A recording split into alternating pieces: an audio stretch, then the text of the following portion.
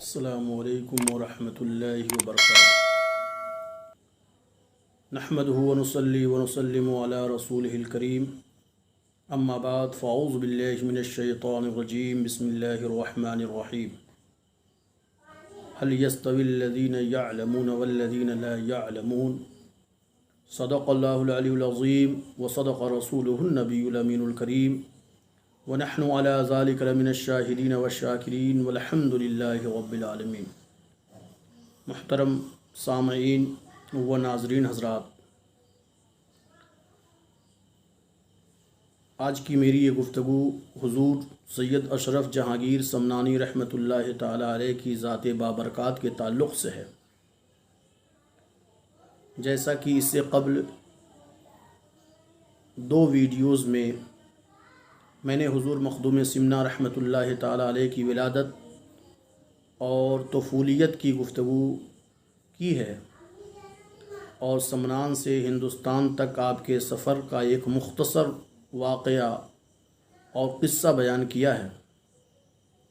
آج میں آپ کے سامنے یہ بتانے کے لیے حاضر ہوا ہوں کہ حضور مخدوم سمنا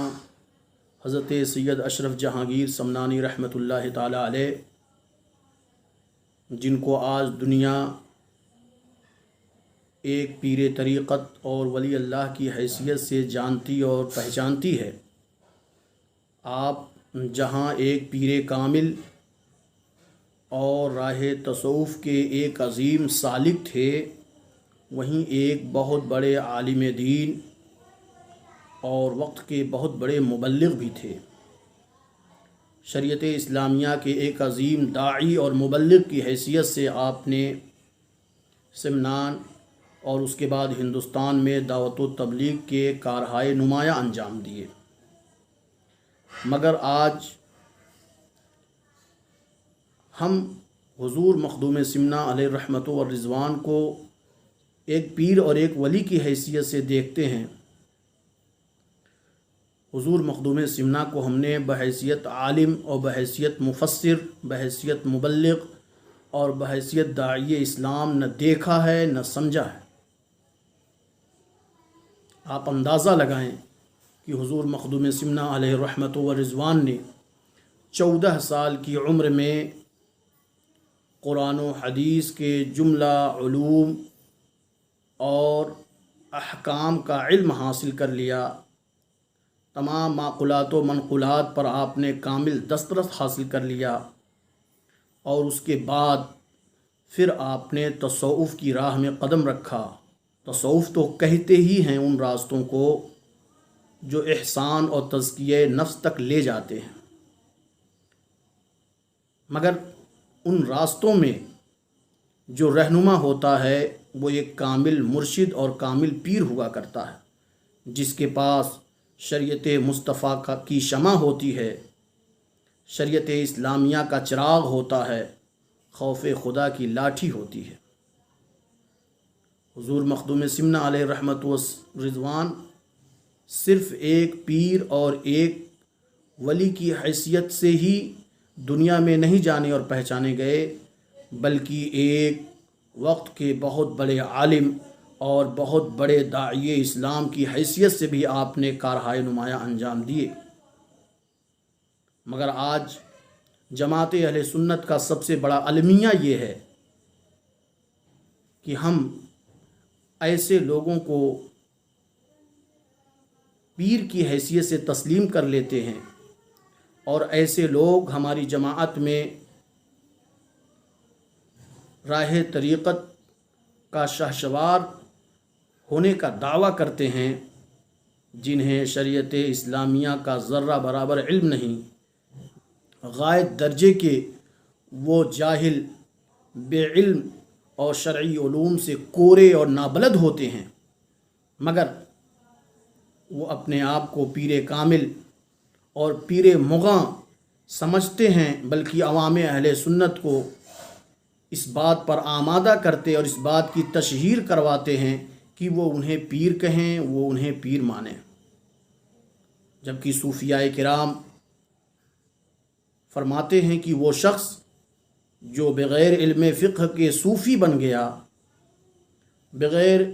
علم فقہ حاصل کیے تصوف کی راہ پر چل پڑا، وہ بہت بڑا زندیق اور بے دین ہو جاتا ہے، اور وہ جو تصوف کے بغیر، تقوی و طہارت کے بغیر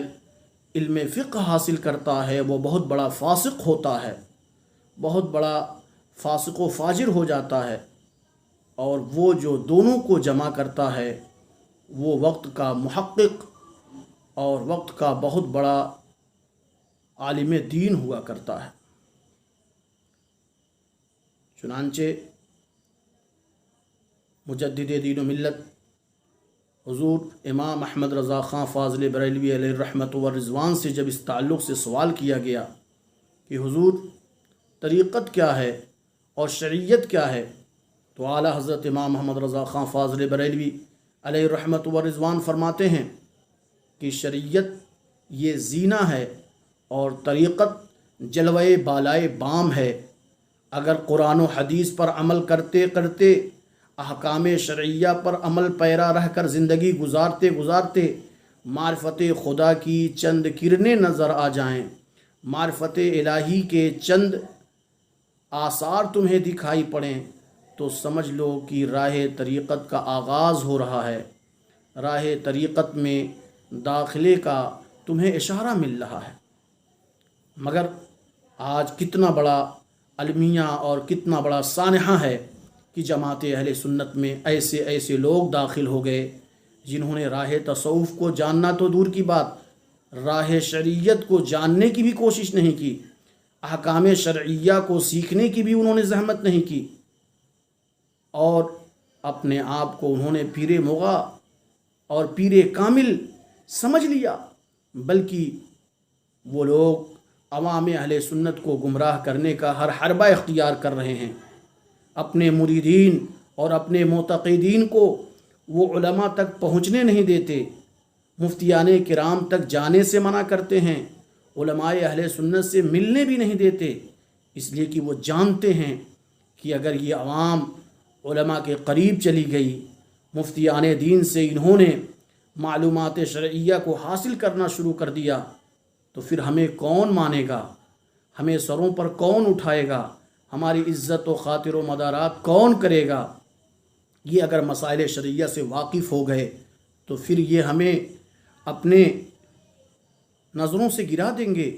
ہمیں اپنی نظروں میں یہ پیر کامل اور پیر مغاں ہرگز تسلیم نہیں کریں گے،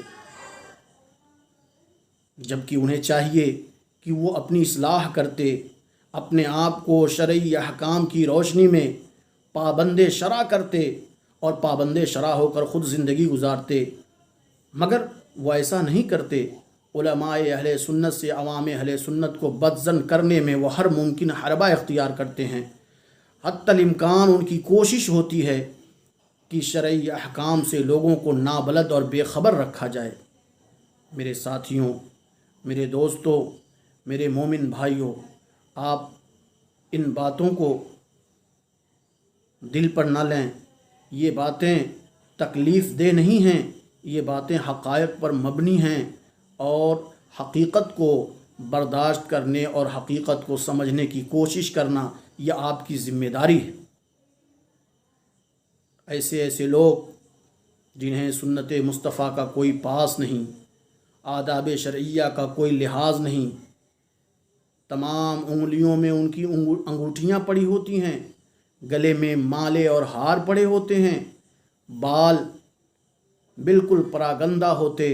ان کا کوئی سلیقہ نہیں، زندگی گزارنے کے کچھ آداب ہوتے ہیں، ان آداب سے بالکل ناواقف، نہ انہیں غسل کا طریقہ معلوم ہے، نہ وضو کے مسائل معلوم ہیں، نہ نماز کے آداب معلوم ہیں، نہ واجبات شرعیہ سے وہ واقف ہیں، ہر طرح وہ شرعی احکام سے بالکل نابلد اور بے بہرے ہیں، مگر اس کے باوجود وہ اپنی خانقاہوں میں بیٹھ کر داد عیش و عشرت دے رہے ہیں۔ عوام اہل سنت کو وہ اپنی طرف مائل کر کے علماء اہل سنت، مدارس اسلامیہ اور مراکز اسلامیہ سے انہیں دور کر رہے ہیں۔ میرے بھائیوں، میرے دوستوں، آپ ان باتوں پہ غور کریں اور سنجیدگی سے غور کریں۔ اب آپ کو حقائق کا سامنا کرنے کا وقت آ گیا ہے، حقائق کو سمجھنے کی ضرورت ہے۔ حضرت مخدوم سمنہ علیہ رحمت و رضوان کی بارگاہوں سے لو لگانے والوں، آپ ذرا سوچو کہ حضرت مخدوم سمنہ علیہ رحمت و رضوان کا مبلغ علم کتنا عظیم تھا کہ جب آپ آخری مرتبہ جون پور تشریف لائے تو جون پور کے قاضی شرع حضرت شہاب الدین صاحب، جو وقت کے بہت بڑے عالم اور جید کامل مبلغ تھے، بہت بڑے مصنف تھے، انہوں نے اپنی جملہ تصانیف حضور مخدوم سمنہ کے حضور پیش کیا اور عرض کیا کہ حضور ان کتابوں کی آپ اصلاح فرما دیں، ان میں جو غلطیاں اور نقائص ہیں ان سے ان کتابوں کو پاک فرما دیں۔ چنانچہ حضور مخدوم سمنہ علیہ رحمت و رضوان نے علم نحو میں لکھی ہوئی کتاب ارشاد کی آپ نے اصلاح فرمائی، اور آپ نے علم بلاغت میں لکھی ہوئی کتاب بدیع البیان کو بہت زیادہ سراہا اور فرمایا کہ یہ کتاب بڑی عمدہ اور بڑی مفید کتاب ہے۔ اس کے علاوہ اور بھی بہت سی کتابوں کی آپ نے اصلاح فرمائی۔ وہ ہدایہ نام کی کتاب جو آپ ولایت سے لے کر کے آئے تھے، حضرت شہاب الدین صاحب کو آپ نے عطا فرمائے، اور انہیں اور بھی رموز و اسرار کے تعلق سے آپ نے تلقین و تنبیہ فرمائی۔ آپ اندازہ لگائیں کہ حضور مخدوم سمنہ علیہ رحمت و رضوان کی ذات کتنی جامع اور کتنی کامل ذات تھی کہ آپ ظاہری علوم میں بھی اعلیٰ درجے کے عالم دین اور اعلیٰ درجے کے آپ کامل مفسر اور محدث اور فقیہ تھے، اور باطنی علوم کا حال تو یہ ہے کہ آپ سراپا اشرف تھے۔ آپ کا نام ہی اشرف تھا۔ اشرف اسے کہتے ہیں جو بلند جگہ پر جلوہ بار ہوتا ہے۔ اللہ عز و جل نے آپ کو اسم بامسمہ فرمایا تھا۔ آپ مقامات کی بلندیوں پر اس قدر فائز تھے کہ آپ کے مرتبے کی بلندی بھی دنیا نے دیکھی، آپ کے عقیدے کی بلندی بھی دنیا نے دیکھی، اور آپ کے فضائل و کمالات کی بلندی بھی دنیا نے دیکھی۔ تو میرے بھائیوں، ان باتوں پر آپ دل کی گہرائی سے سوچیں اور حضور مخدوم سمنہ کی زندگی سے استفادہ کرنے کی کوشش کریں۔ السلام علیکم ورحمۃ اللہ وبرکاتہ۔